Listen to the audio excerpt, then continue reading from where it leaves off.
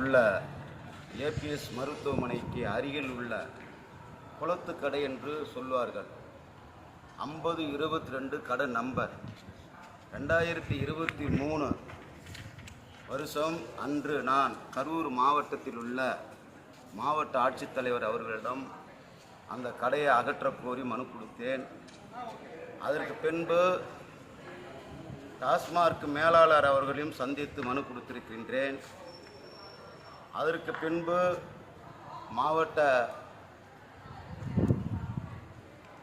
ஆட்சியாளரை மீண்டும் சந்தித்து மனு கொடுத்திருக்கின்றேன். இதெல்லாம் எடுக்க முடியாத காரணத்தினால் எழுச்சி தமிழர் திருமாவளவன் அவர்கள் கடிதத்தோடு சென்னையில் உள்ள டாஸ்மார்க் இயக்குனர் அவரிடம் நான் மனு அளித்துள்ளேன்.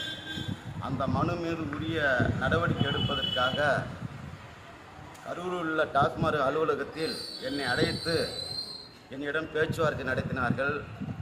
அந்த கடையை பல முறை எடுக்க சொல்லியும் ஆனால் அவர்கள் எடுப்பதற்கு என்னிடம் கையெழுத்து கேட்டார்கள். நான் கையெழுத்து இட முடியாது, கடையை எடுத்தால் கையெழுத்து இடுகின்றேன் என்று சொன்னேன்.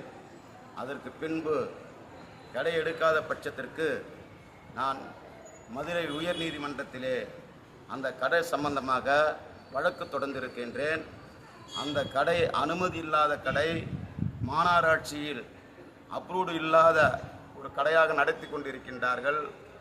அது ஆளுங்கட்சியாக இருந்தாலும் எதிர்கட்சியாக இருந்தாலும் அங்கே பல சம்பவங்கள் நடந்து கொண்டிருக்கின்றது. கத்தியால் பல முறை குத்திக்கிட்டார்கள்.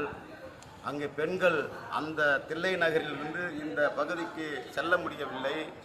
இதனால் பல முறை சொல்லி அந்த கடையை எடுப்பதற்கு தயங்குவதற்கு காரணம் யார் அதில் உள்ளார்கள் என்பது தெரிய வேண்டும். உடனடியாக மாவட்ட ஆட்சித்தலைவர் தலையிட்டு அந்த கடையை உடனடியாக அப்ரூவ் படுத்த வேண்டும் என்பது கேட்டுக்கொள்கின்றேன்.